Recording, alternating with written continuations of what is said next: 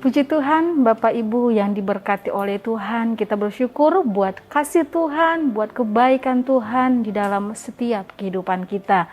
Puji Tuhan, saat hari ini kita akan kembali merenungkan satu bagian dalam kebenaran firman Tuhan.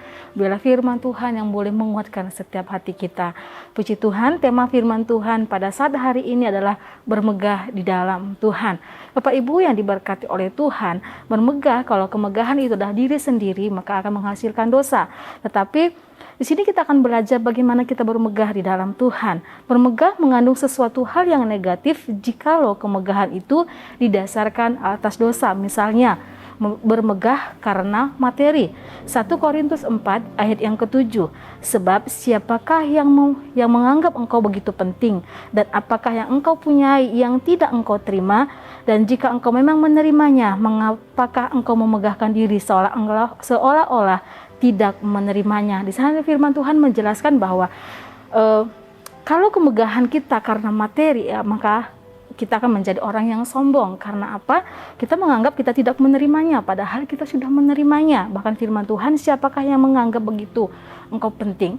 Dan yang kedua, bermegah di dalam kesombongan rohani. Kita menganggap bahwa kita tahu firman Tuhan, kita banyak membaca kebenaran firman Tuhan. Bahkan kita berkata, saya menghafal firman Tuhan.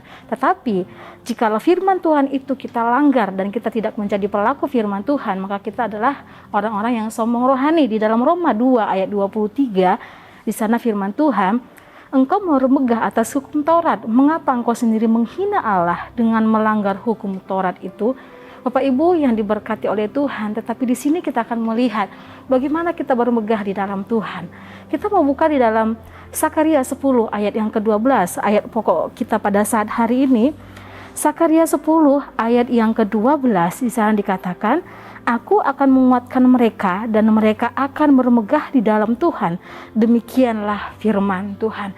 Di sana firman Tuhan menjelaskan satu nubuatan, satu janji berkat yang Allah sampaikan melalui Nabi Sakaria kepada bangsa Israel, kepada orang Yahudi pada khususnya. Karena di zaman Sakaria ini, bangsa Yahudi sudah kembali ke tanah Yehuda, sudah kembali ke Yerusalem. Dan di sana firman Tuhan, aku akan menguatkan mereka dan mereka akan bermegah di dalam Tuhan. Jadi Bapak Ibu yang diberkati oleh Tuhan, kita akan melihat kemegahan apa yang membuat kita bermegah di dalam Tuhan. Karena bermegah di dalam Tuhan berarti membanggakan dan membesarkan nama Tuhan dan segala perbuatannya yang ajaib di dalam hidup kita. Bermegah di dalam Tuhan berarti membanggakan dan membesarkan nama Tuhan dan segala perbuatannya yang ajaib di dalam setiap kehidupan kita. Karena apa? Karena pujian yang kita terima bukan untuk memegahkan diri kita, tetapi memegahkan nama Tuhan. Sama seperti yang Rasul Paulus katakan di dalam Galatia 6 ayat yang ke-14. Galatia 6 ayat yang ke-14 di sana dikatakan, tetapi aku sekali-kali tidak mau bermegah selain di dalam salib Tuhan kita Yesus Kristus. Sebab olehnya dunia telah disalibkan bagiku dan aku bagi dunia. Di sana Paulus dia mengatakan bahwa dia bermegah karena Tuhan. Karena apa? Selain karena salib Tuhan, kita Yesus Kristus yang sudah mati di atas kayu salib. Dan di pasal ini di dalam Sakaria 10 ayat yang ke-12 kita akan melihat mengapa anak-anak Tuhan disebutkan sana, katakan mereka akan bermegah di dalam Tuhan. Yang pertama, karena Tuhan memberkati. Karena Tuhan yang memberkati umatnya, karena Tuhan yang memberkati setiap kehidupan kita. Kita lihat di dalam ayat yang pertama, mintalah hujan daripada Tuhan pada akhir musim semi. Tuhanlah yang membuat awan-awan, pembawa hujan deras, dan hujan lebat akan diberikannya kepada mereka, dan tumbuh-tumbuhan di padang kepada setiap orang. Di sana firman Tuhan menjelaskan, bermegahlah karena Tuhan, karena kita punya hak untuk meminta kepada Tuhan. Kita sebagai anak-anak Tuhan punya hak istimewa. Kita sebagai anak-anak Tuhan diberikan hak untuk bisa meminta kepada Tuhan kita.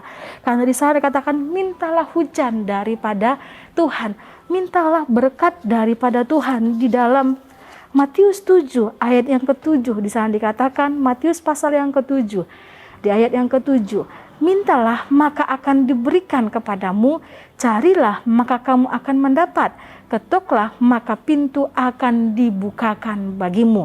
Di sana dikatakan firman Tuhan, mintalah kepada Tuhan.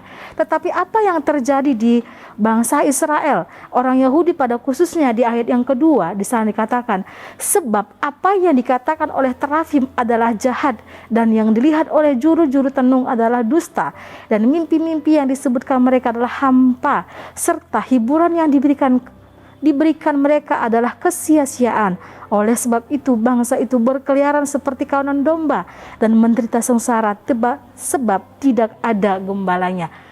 Bapak Ibu yang diberkati oleh Tuhan, Tuhan sudah mengatakan minta kepada Tuhan. Tetapi bangsa Israel yang mereka lakukan adalah pergi kepada terafim, pergi kepada dukun-dukun, pergi kepada penyembahan berhala. Mereka tidak meminta kepada Tuhan, dan hal itu membuat mereka jauh daripada Tuhan. Tapi pada hari ini firman itu datang kepada setiap hidup kita. Firman Tuhan mengatakan, bermegahlah.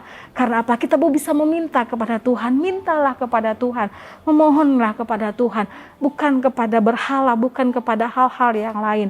Tetapi Tuhan mengajarkan kita untuk kita hanya meminta kepada Tuhan, karena kita sebagai anak Tuhan punya hak istimewa untuk meminta kepada Bapa kita, kepada Allah kita. Yang kedua, Tuhan akan membalas. Tuhan yang akan membalas.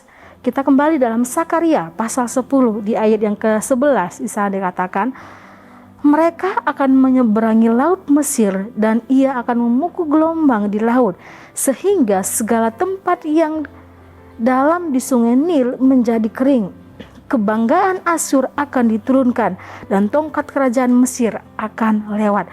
Bapak Ibu yang diberkati oleh Tuhan, pada zaman Sakaria, ketika orang Israel sudah kembali kepada milik pusaka mereka, mereka hendak membangun bait Allah, tetapi bangsa Samaria melarang mereka untuk melakukan pembangunan bait Allah. Dan itu yang menyebabkan akhirnya pembangunan bait Allah terhenti dengan lama. Bapak Ibu yang diberkati oleh Tuhan, tapi Tuhan punya cara supaya bait Allah itu kembali didirikan, kembali dikerjakan. Tuhan akan membalas. Bangsa Israel punya banyak musuh, tetapi kita bisa melihat sepanjang perjalanan mereka bagaimana Allah yang menyertai, bagaimana Allah yang membalas setiap hal yang dilakukan orang lain, bangsa-bangsa lain kepada mereka. Bahkan dalam setiap kehidupan kita pun, kita mungkin di dalam pekerjaan, dalam kehidupan kita sehari-hari, kita punya banyak musuh, atau ada orang yang menjahati kita, ada orang yang membenci kita, ada orang yang membuat yang tidak baik kepada kita. Firman Tuhan mengatakan, jangan pernah membalas perbuatan yang tidak baik yang dilakukan oleh orang lain kepada kita. Karena apa? Tuhan yang membalasnya. Di dalam Roma pasal yang ke-12 ayat yang ke-19, di sana dikatakan, Roma 12 ayat yang ke-19, janganlah kamu sendiri menuntut pembalasan, tetapi berilah tempat kepada murka Allah, sebab ada tertulis, pembalasan itu adalah hakku, akulah yang akan menuntut. Pembalasan firman Tuhan. Di sana jelas firman Tuhan mengatakan, berikan hak kepada Tuhan untuk membalasnya. Baik setiap perbuatan yang baik, bahkan baik perbuatan yang tidak baik yang dilakukan orang lain kepada kita. Kita belajar untuk berdiam diri, kita belajar untuk berserah sepenuhnya kepada Tuhan, mengadu kepada Tuhan. Maka firman Tuhan mengatakan, Allah yang akan menuntut pembalasan. Kita bisa bermegah karena Allah yang membalaskannya. Kita bisa bermegah karena kita bisa meminta kepada Tuhan. Kita bisa bermegah karena Tuhan yang memberkati setiap kehidupan kita. Yang ketiga, saya dikatakan yang ketiga, Tuhan akan bersiul memanggil. Kita kembali dalam Sakaria pasal yang ke-10 di ayat yang ke-8 sampai dengan ayat yang ke-10. Di sana dikatakan, aku akan bersiul memanggil mereka, dan aku akan mengumpulkan mereka, sebab aku sudah membebaskan mereka, dan jumlah mereka menjadi banyak seperti dahulu. Sekalipun aku telah menyerahkan mereka ke antara bangsa-bangsa, tetapi di tempat-tempat yang jauh mereka akan ingat kepadaku, mereka akan hidup bersama-sama anak-anak mereka, dan mereka akan kembali. Aku akan membawa mereka kembali dari tanah Mesir dan dari Asyur. Aku akan mengumpulkan mereka, aku akan membawa mereka masuk ke tanah Gilead dan Libanon, sehingga tidak ada tempat lagi bagi mereka. Sana firman Tuhan, Allah bersiul memanggil. Yang membuat anak Tuhan bermegah adalah karena anugerah yang telah memanggil kita.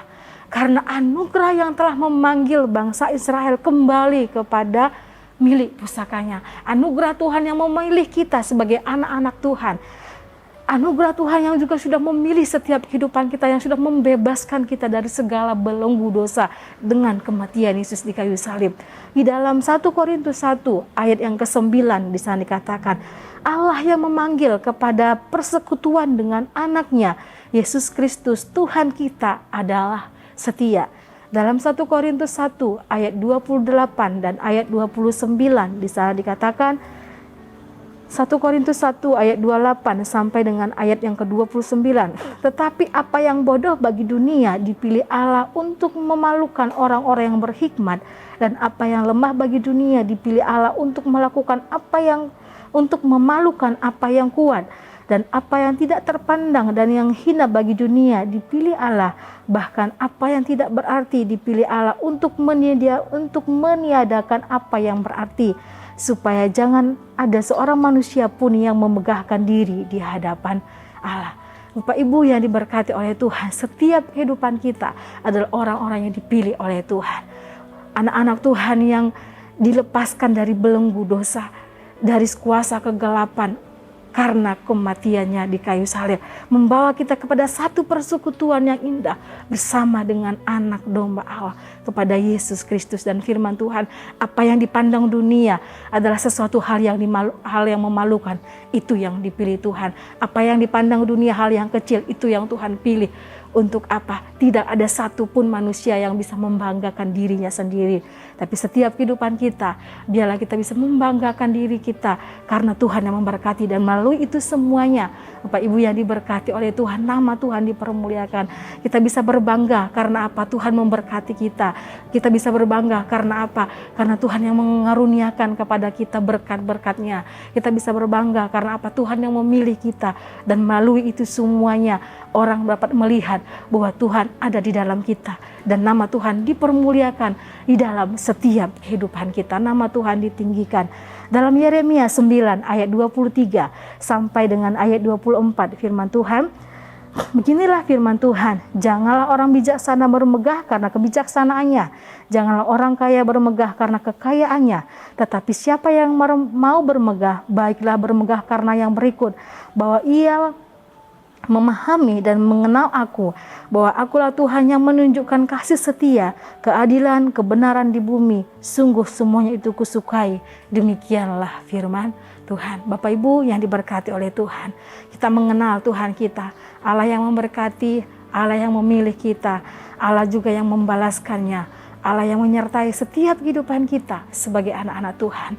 Biarlah melalui kehidupan kita nama Tuhan dipermuliakan, nama Tuhan ditinggikan. Puji Tuhan, Tuhan Yesus memberkati setiap kehidupan kita. Kita berdoa. Terima kasih Tuhan, terima kasih Bapa buat setiap anugerah-Mu, buat setiap kebaikan Tuhan yang luar biasa dalam setiap kehidupan kami. Biarlah kami menjadi anak-anak Tuhan yang boleh melakukan kebenaran firman-Mu, melaksanakan firman-Mu dalam setiap hidup kami ini. Terima kasih Tuhan, terima kasih Bapa memberkati materikan firman-Mu, dan biarlah kehendak-Mu yang terjadi, rencana-Mu yang jadi di dalam setiap kehidupan kami, memberkati setiap jemaat Tuhan dimanapun mereka berada. Terima kasih Bapa, terima kasih. Mulut keluarga GPDL Sade Magelang penuh dengan puji-pujian kepadamu, dengan penghormatan kepadamu sepanjang hari. Dalam nama Tuhan Yesus Kristus kami berdoa mengucap syukur, haleluya, amin.